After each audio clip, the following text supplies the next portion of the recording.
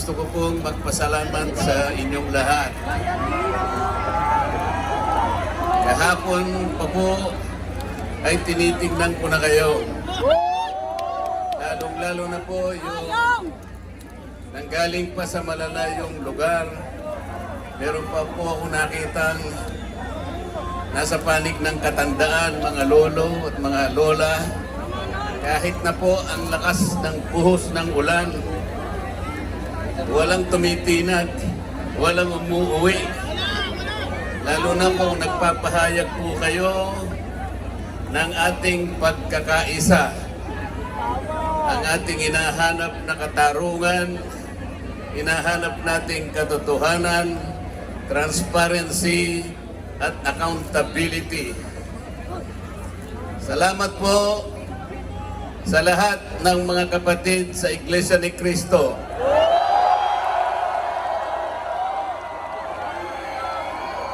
Salamat din po sa mga hindi kapatid ngunit nakikisang-ayon at sumusuporta sa pagkakaisa natin sa gabing ito.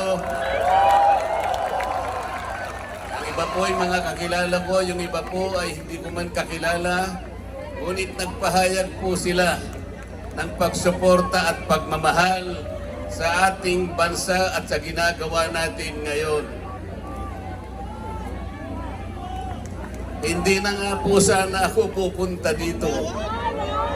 Kasi baka akalain po nung iba, ako pa po yung nag-i-instigate, hindi po. Ang palagi ko pong ginagawa, kagaya ng palagi kong sinasabi, ay kailangan maipakita natin kung ano ang tunay at tapat na paglilingkod ng isang public servant sa pamahalaan. Gusto ko pong gamitin ang aking sarili na isang mabuting halimbawa kung paano ang isang public official ay tumupad ng kanyang tungkulin dahil sa pinagtiwalaan ng mga tao para sila ay paglingkuran.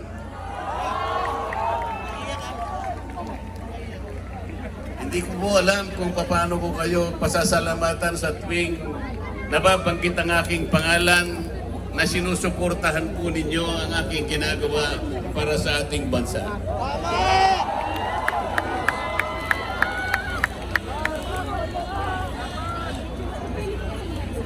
Pangalawang araw na po ito, ngunit hindi ko nakikita sa mukha ninyo ang kapaguran. Hindi ko po alam kung paano ko magpapasalamat sa inyo. Kung magagawa ko lang, napuntahan ko kayong isa-isa para yakapin ko kayo. Gagawin ko. Dito! Naisip ko nga, magdadala na lang ako ng hopya.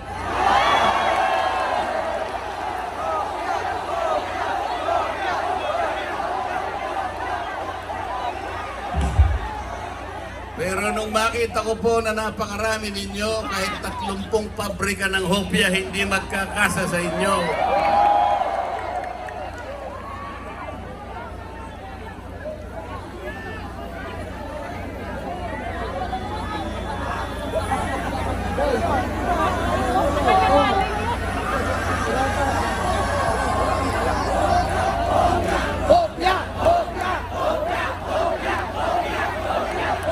Bakit nilulunod ang pag-iimbestiga sa flood control scam?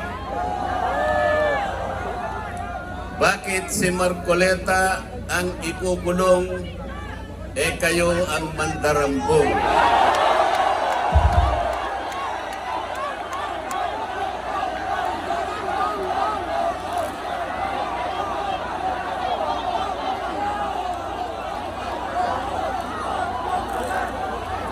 Meron po akong babasahin sa inyo. Alam nyo na po ito, pero kailangan pong alam po uli sa inyo para maitatak po sa ating puso. Ang babasahin ko po sa inyo ay yung pambungad o yung preambulo ng ating saligang batas.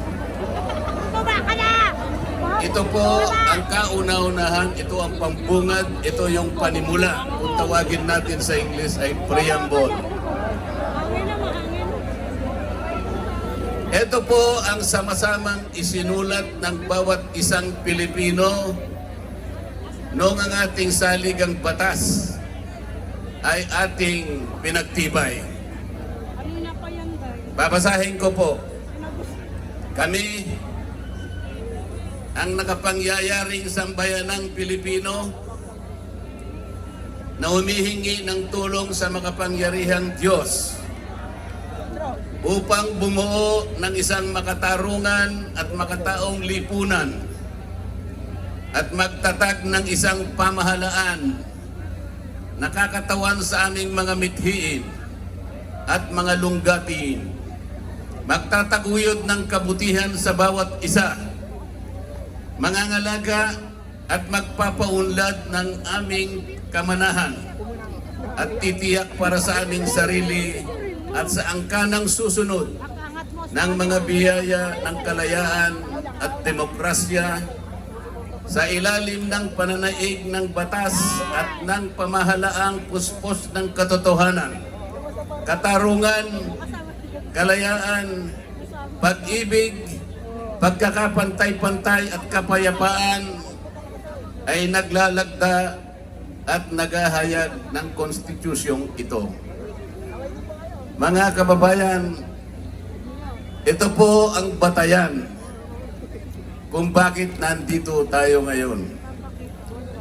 Nais nating ipaalala sa pamahalaan ang ating mga layunin, ang ating mga adhikain, ang ating mga pangarap para sa ating sarili at sa susunod na saling lahi, at ang ating pangarap sa ating pinakamamahal na bansa.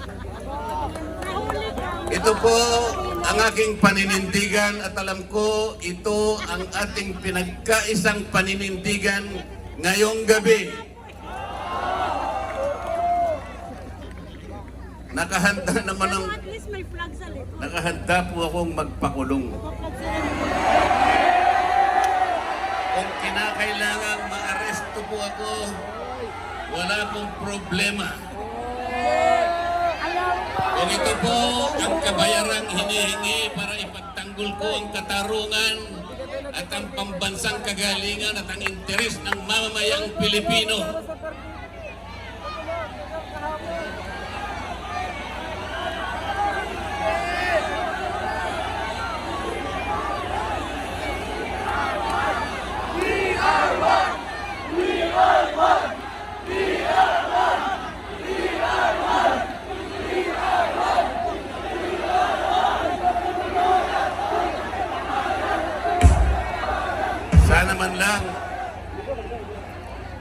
sana man lang may ninakaw ako.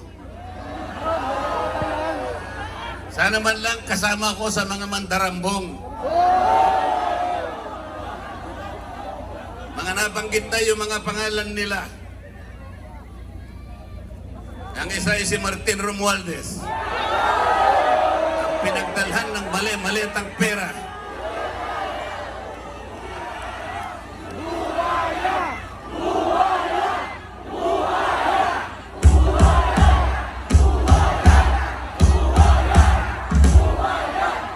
Po ang ibinibintang nila sa akin ay salaping pantulong para sa kampanya para ako ay manalong isang senador. Mga kaibigan ko na pribado at sarili lang pera ang kanilang itinulong sa akin, baka sakaling manalo nga po ako at nanalo nga po.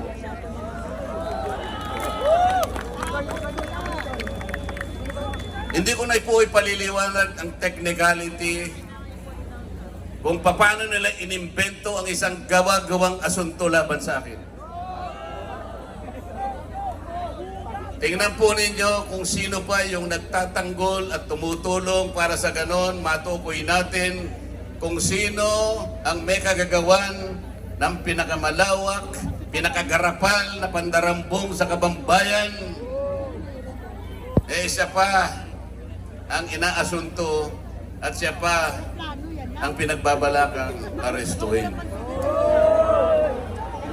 Hindi ba katungkulan ng ombudsman ang sila ang humanap, umusig at parusahan ang lahat ng may kagagawan dito?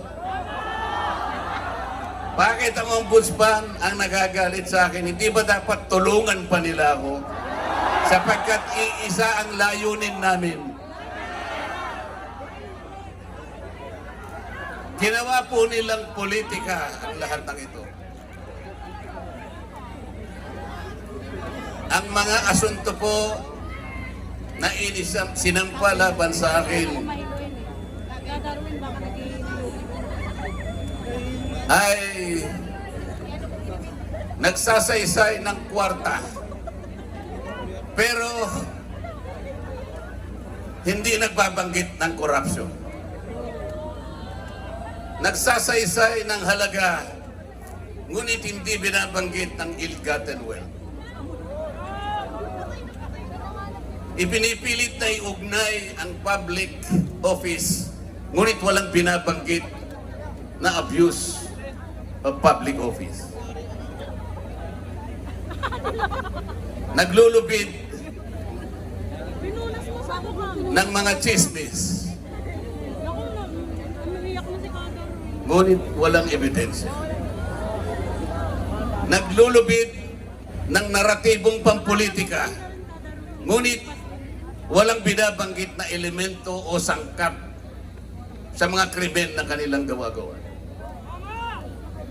Yun po ang nakapagbibigay po ng malaking kalapastanganan sa ilalim po ng mga batas na umiiral sa ating bansa. Hindi ba sinabi natin, bawal ang bend the law?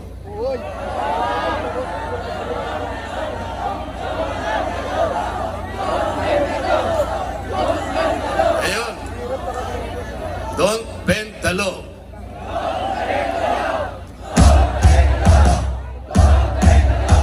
Paano naman kasi?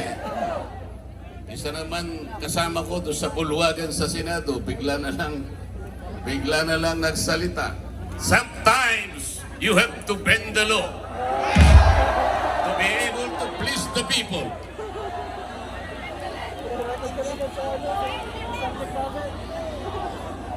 Ayop na yan. Sumagot naman yung kausap. Sumagot yung kausap. Tinanong kasi siya kung tama yung sinasabi.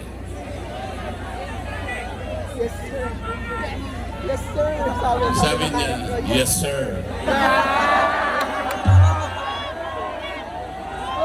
Mga kababayan, uulitin ko po ang aking pagsaludo sa inyo.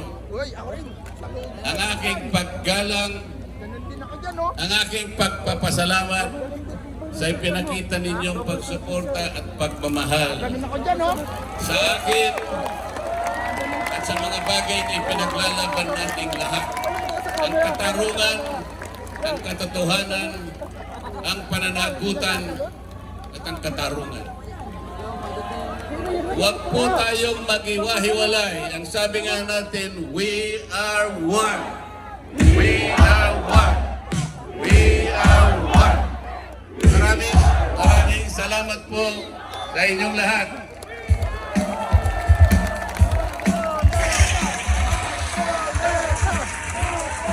Sampung palakpak para kay Senator Marcoleta.